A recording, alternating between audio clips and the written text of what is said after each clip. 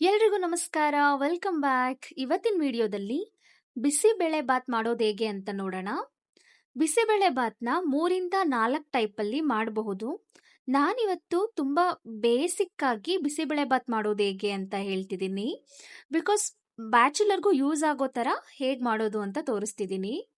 ಮೊದಲಿಗೆ ನಾನಿಲ್ಲಿ 1 ಲೋಟ ಅಕ್ಕಿ, 1 ಲೋಟ ಬೇಳೆ, ಹಾಗೆ 1 ಕ್ಯಾರೆಟ್ನ ಸಣ್ಣದಾಗಿ ಕಟ್ ಮಾಡಿ ಇಟ್ಕೊಂಡಿದ್ದೀನಿ.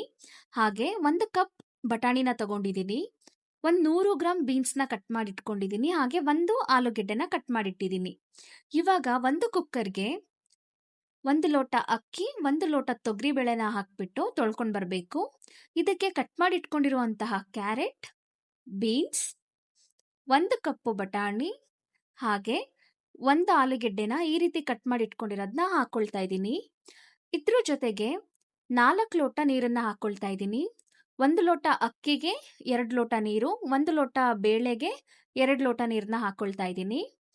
ಹಾಗೆ ರುಚಿಗೆ ತಕ್ಕಷ್ಟು ಉಪ್ಪನ್ನ ಹಾಕ್ಬಿಟ್ಟು 1 ಟೇಬಲ್ ಸ್ಪೂನ್ ಎಣ್ಣೆನ ಹಾಕಿ ಕುಕ್ಕರ್ ಲಿಡ್ನ ಕ್ಲೋಸ್ ಮಾಡಿ ಮೀಡಿಯಂ ಫ್ಲೇಮಲ್ಲಿಟ್ಟು 2 ವಿಷಲ್ ಕೂಗಿಸ್ಕೊಳ್ತೀನಿ. 2 ವಿಷಲ್ ಕೂಗಿಸ್ಕೊಳ್ಳೋಷ್ಟೊತ್ತಿಗೆ ಒಗ್ಗರಣೆಗೆ ಏನೇನು ಬೇಕೋ ಅದನ್ನ ರೆಡಿ ಮಾಡಿ ಇಟ್ಕೊಳ್ಳೋಣ. ಇಲ್ಲಿ ನಾನು 2 ಈರುಳ್ಳಿ, 3 ಟೊಮ್ಯಾಟೊನ ಸಣ್ಣದಾಗಿ ಕಟ್ ಮಾಡಿ ಇಟ್ಕೊಂಡಿದ್ದೀನಿ. ಹಾಗೆ ಕೊತ್ತಂಬರಿ ಸೊಪ್ಪು, ಸಾಸಿವೆ, ಜೀರಿಗೆ, ಕರಿಬೇವು, ಒಣಮೆಣಸಿನ್ಕಾಯಿನ ಇಟ್ಕೊಂಡಿದ್ದೀನಿ. ಇವತ್ತು ಬಿಸಿಬೇಳೆ ಬಾತ್ಗೆ ನಾನು MTRದು ಬಿಸಿಬೇಳೆ ಬಾತ್ ಮಸಾಲ ಪೌಡರ್ನ ಯೂಸ್ ಮಾಡ್ತಿದ್ದೀನಿ. 15 ಗ್ರಾಮ್ದು 2 ಪ್ಯಾಕೆಟ್ನ ಯೂಸ್ ಮಾಡ್ತಿದ್ದೀನಿ. ಸೊ ದಟ್ ಟೋಟಲ್ 30 ಗ್ರಾಮ್ನ ಬಿಸಿಬೇಳೆ ಬಾತ್ ಪೌಡರ್ನ ಯೂಸ್ ಮಾಡ್ತಿದ್ದೀನಿ. ಇವಾಗ ನೀವು ನೋಡ್ತಿರಬಹುದು ಕುಕ್ಕರಲ್ಲಿ ಬೇಯಕ್ಕಿಟ್ಟಿದ್ದಂತಹ ತರಕಾರಿ, ಬೇಳೆ ಹಾಗೆ ರೈಸು ಎಷ್ಟು ನೀಟಾಗಿ ಹದವಾಗಿ ಬೆಂದಿದೆ ಅಂತ. ಇವಾಗ ಇದಕ್ಕೆ ಒಂದು ಒಗ್ಗರಣೆ ಮಾಡ್ಕೊಳ್ಳೋಣ. ಸ್ಟವ್ ಆನ್ ಮಾಡಿ ಒಂದು ಬಾಣಲಿ ಇಟ್ಟು 2 ಟೇಬಲ್ ಸ್ಪೂನ್ ಎಣ್ಣೆನ ಹಾಕ್ಕೊಂಡು 1 ಟೇಬಲ್ ಸ್ಪೂನ್ ತುಪ್ಪನ ಹಾಕ್ಕೊಂಡು ಎಣ್ಣೆ ತುಪ್ಪ ಬಿಸಿ ಆಗಿದ ನಂತರ ಸಾಸಿವೆ ಮತ್ತು ಜೀರಿಗೆನ ಹಾಕ್ಕೊಳ್ಬೇಕು. ಸಾಸಿವೆ ಜೀರಿಗೆ ಸಿಡಿದಿದ ನಂತರ ಮೆಣಸಿನ್ಕಾಯಿನ ಹಾಕ್ಕೊಳ್ತಿದ್ದೀನಿ. ನಾನಿಲ್ಲಿ 4 ಬ್ಯಾಡಗಿ ಮೆಣಸಿನ್ಕಾಯಿ, 4 ಒಣಮೆಣಸಿನ್ಕಾಯಿನ ಹಾಕ್ಕೊಳ್ತಾ ಇದ್ದೀನಿ ಖಾರಕ್ಕೆ. ಹಾಗೆ ಕಟ್ ಮಾಡಿ ಇಟ್ಕೊಂಡಿರುವಂತಹ 2 ಗೆಡ್ಡೆ ಈರುಳ್ಳಿನ ಹಾಕ್ಕೊಳ್ತಾ ಇದ್ದೀನಿ.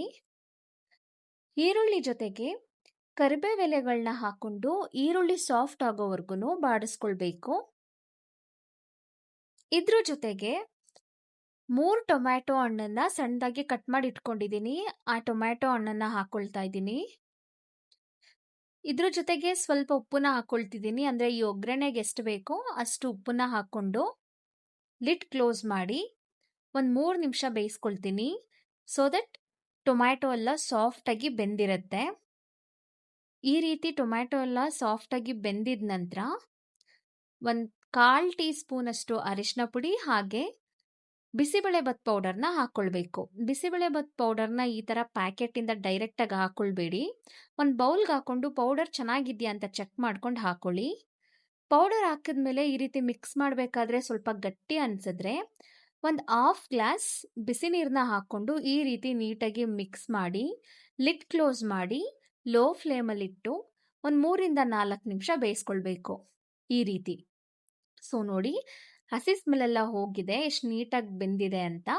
ಇವಾಗ ಈ ಮಸಾಲೆನ ಕುಕ್ಕರ್ ಒಳಗಡೆ ಹಾಕ್ಕೊಳ್ಬೇಕು. ಕುಕ್ಕರಲ್ಲಿ ಇವಾಗಲೇ ಅನ್ನ ಮತ್ತು ತರಕಾರಿ ಎಷ್ಟು ಹದವಾಗಿ ಬೆಂದಿದೆ ಅಂತ ನೀವೇ ನೋಡ್ತಿದ್ದೀರಾ. ಈ ಕುಕ್ಕರ್ಗೆ ಒಗ್ಗರಣೆ ಮಾಡ್ಕೊಂಡಿರುವಂತಹ ಮಸಾಲೆನ ಹಾಕ್ಕೊಳ್ಬೇಕು. ರೈಸ್ ಜೊತೆ ಮಿಕ್ಸ್ ಮಾಡಬೇಕಾದ್ರೆ ಏನಾದರೂ ಗಟ್ಟಿ ಅನಿಸಿದ್ರೆ 1/2 ಗ್ಲಾಸ್ ಅಥವಾ 1 ಗ್ಲಾಸ್ ಬಿಸಿ ನೀರನ್ನ ಹಾಕ್ಕೊಂಡು ನೀಟಾಗಿ ಮಿಕ್ಸ್ ಮಾಡಿ ಸ್ಟವ್ ಆನ್ ಮಾಡಿ ಲೋ ಫ್ಲೇಮಲ್ಲಿಟ್ಟು ಒಂದು 2 ನಿಮಿಷ ಬಿಸಿ ಮಾಡ್ಕೊಳ್ಬೇಕು ಅಷ್ಟೇ. ಸೊ ನೋಡಿ, ಈ ಕನ್ಸಿಸ್ಟೆನ್ಸಿಗೆ ಬರಬೇಕು ಬಿಸಿಬೇಳೆ ಬಾತು. ತುಂಬ ಗಟ್ಟಿಯಾಗೂ ಇರಬಾರ್ದು, ತುಂಬ ತೆಳುವಾಗೂ ಇರಬಾರ್ದು. ಇಷ್ಟೇ ನೋಡಿ, ತುಂಬ ಈಸಿಯಾಗಿ ಬಿಸಿಬೇಳೆ ಬಾತ್ ಮಾಡೋ ವಿಧಾನ.